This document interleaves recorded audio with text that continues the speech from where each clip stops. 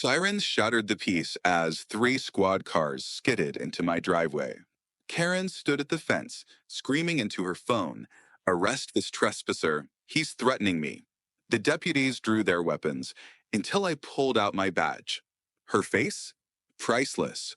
2 weeks earlier, she declared war on my farm, cutting fences, calling animal control, filming my every move. But Karen didn't know two things. One, I'm a sheriff, and two, I'd already caught her red-handed. This is how a city Karen learned not to mess with country law. 2 weeks earlier, things were peaceful. The morning sun crested over the ridge, steam rising off hay bales while my tractor grumbled softly. That perfect country silence you don't mess with. I was repairing fence posts when I spotted someone at the property line, arms crossed, face twisted with disgust. Karen. The neighbors had warned me 6 people run off the block in under a year. City transplant, wraparound porch, zero understanding of rural boundaries. Your cows are almost touching my yard, she said, like they were radioactive waste. I smiled, attempted neighborly. That's the fence line. They're right where they're supposed to be. She didn't smile back, just nodded like she was logging the conversation into some internal Karen database. Something in her eyes told me this wasn't over. But Karen wasn't done. By sunrise, she'd escalate from dirty looks to something far riskier. The next morning, I found a surprise waiting, a note duct taped to my tractor seat like a ransom demand. Red marker, all caps, underlined twice. Cease all activity near our shared property line. This is your final warning. She'd even signed it, like a small town dictator laying down law. I chuckled, shook my head, and tossed it in the barn trash. An hour later, Deputy Cruiser rolled up. "Just doing a welfare check," the young guy said, stepping out. "Neighbor called in a report about illegal livestock activity." I blinked. "You mean my cows?" He gave me a look that said everything. Apparently, she told dispatch you're raising unregistered animals and possibly storing chemicals. Total nonsense, but once a call is logged, someone has to check. I showed him around clean barn, healthy animals. He left with a half smile and a good luck. That should have been the end of it. But with Karen, that was just her opening move. At first, I tried laughing it off. Told my wife maybe Karen thought we were running a cow cartel. Even joked about putting tiny sunglasses on the herd to complete the look. But humor wore off fast. 2 days later, animal control arrived, clipboard in hand, serious face. Routine check. We received a report that your animals might be underfed, possibly showing signs of aggression. Aggression? My cows? The most dangerous thing they'd ever done was knock over a feed bucket. I let her inspect. She checked their weight, water supply, even sniffed the hay. Everything passed with flying colors, but she still had to file a report, standard procedure. This meant paperwork, delays, a temporary flag on my livestock permit until the case closed. The kicker? Karen stood at the edge of her porch the whole time, arms folded, sipping from a mug that said, "Bless this mess."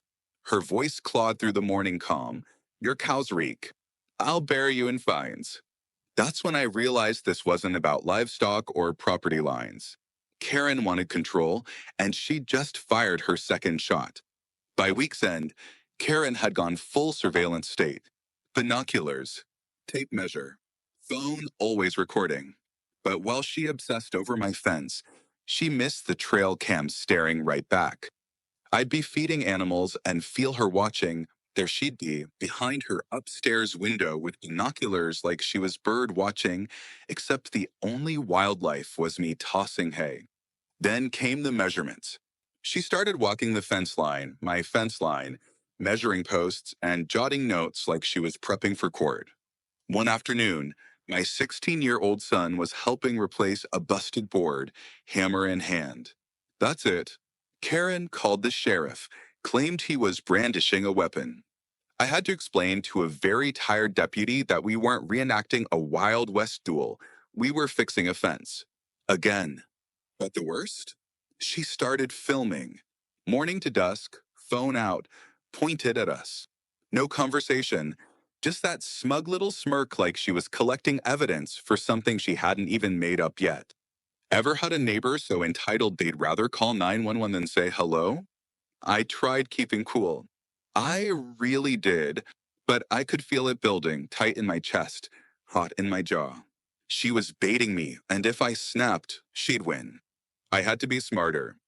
That night, I sat on my porch long after sunset. Crickets chirping, air smelling like cut grass and diesel. The only light came from a bug zapper flickering near the barn.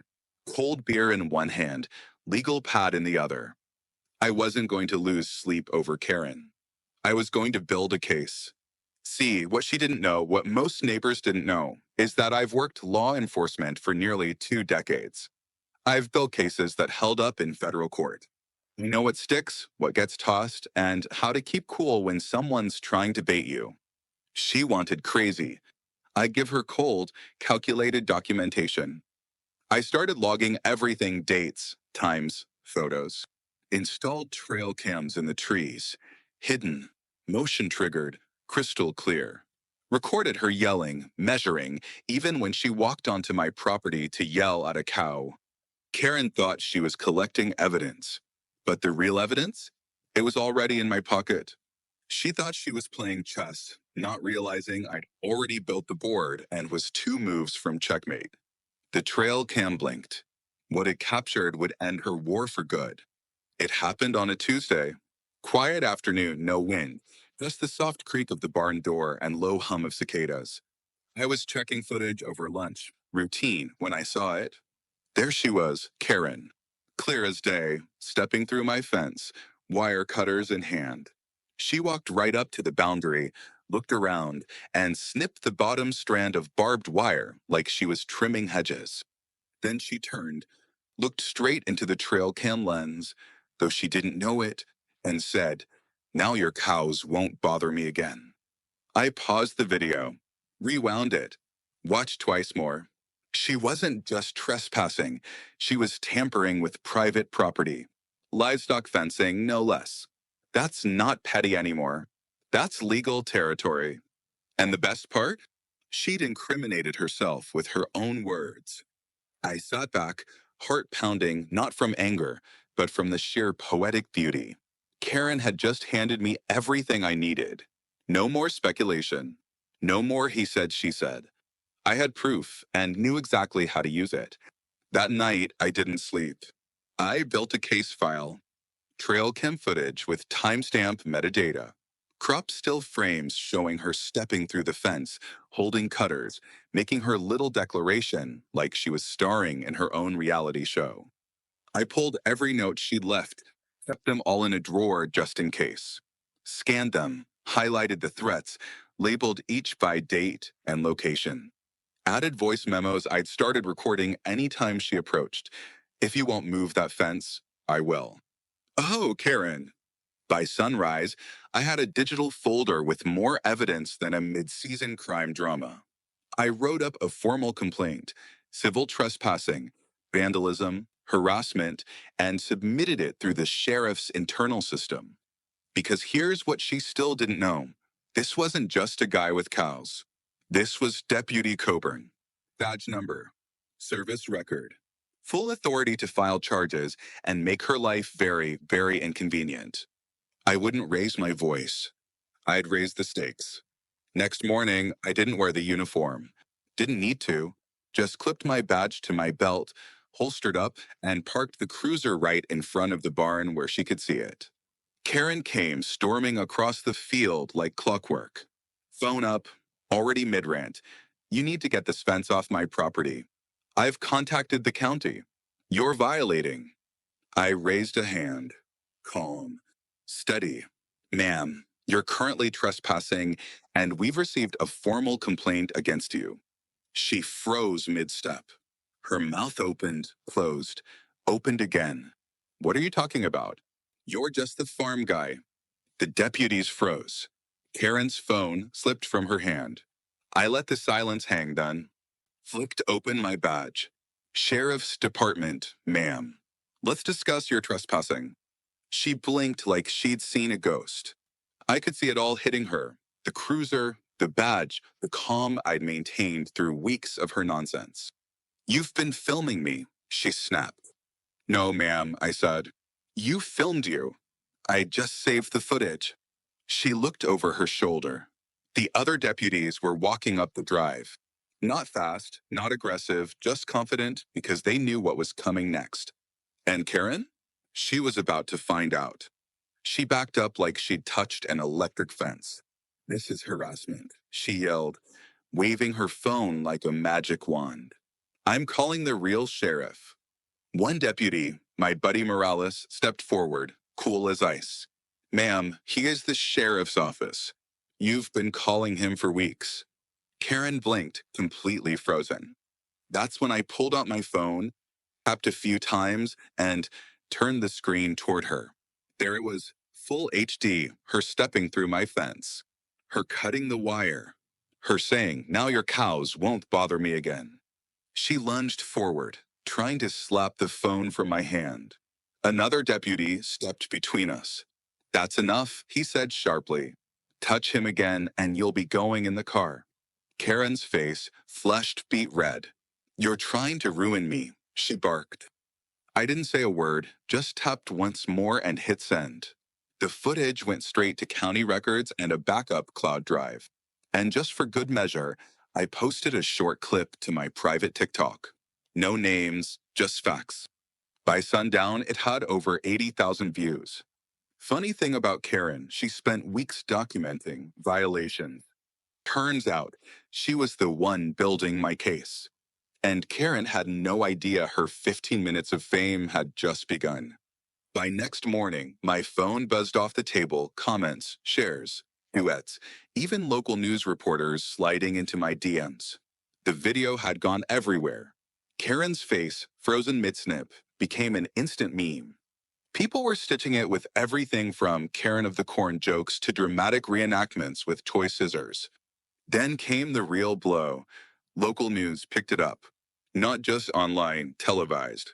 Woman calls 911 on off-duty deputy working his own land. They interviewed neighbors. Let's just say Karen didn't have many allies. One guy said she called the fire department on his barbecue. Another mentioned a reported lemonade stand for operating without a permit. It was like the whole street had been waiting for someone to take her down a peg. Karen tried denying it, posting shaky video claiming she was being targeted for being a woman with standards. But the internet doesn't forget, and it definitely doesn't forgive. The receipts were too strong, and her reputation shredded.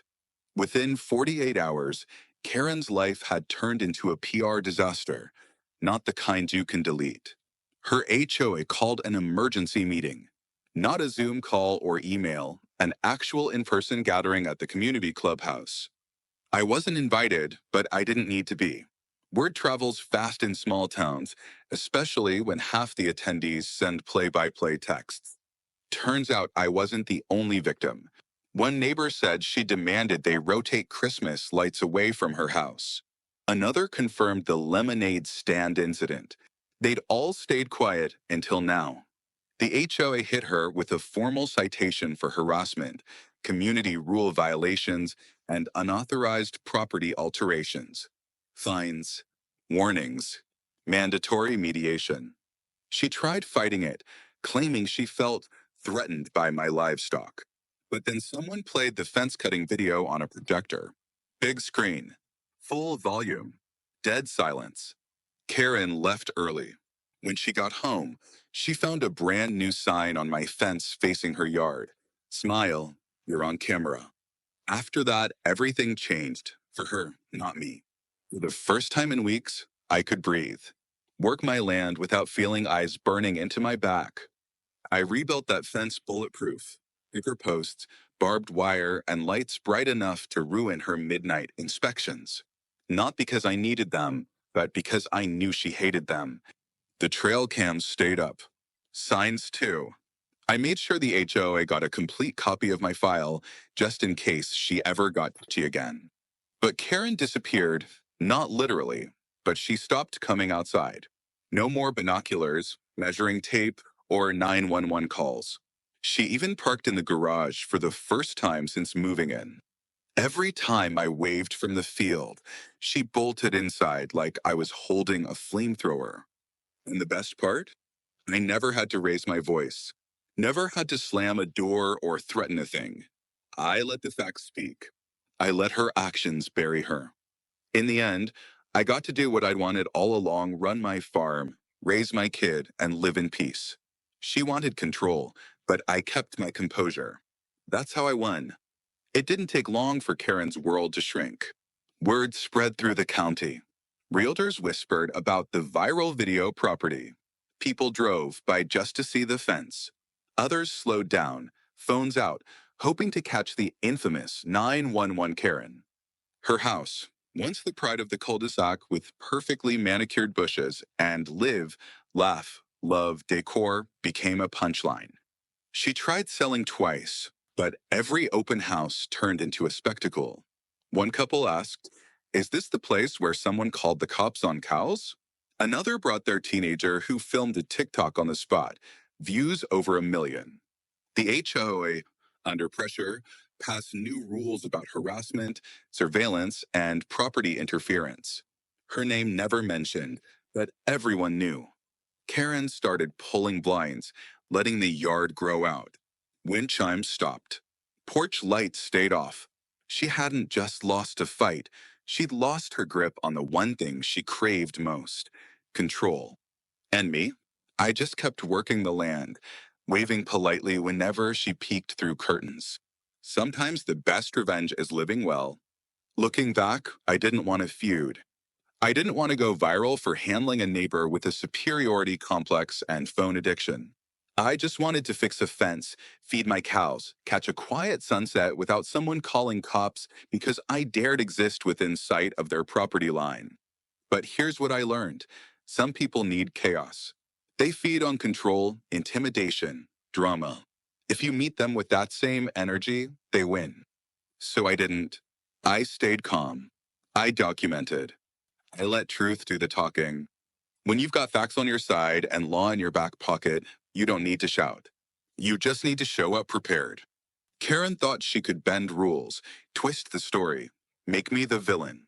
In the end, all she did was write her own downfall, one call, one snip of wire, one viral video at a time. And if she's watching this right now, I genuinely hope she finds peace somewhere far, far away from livestock. Thanks for sticking with me through all this. Click the playlist if you want more stories like this.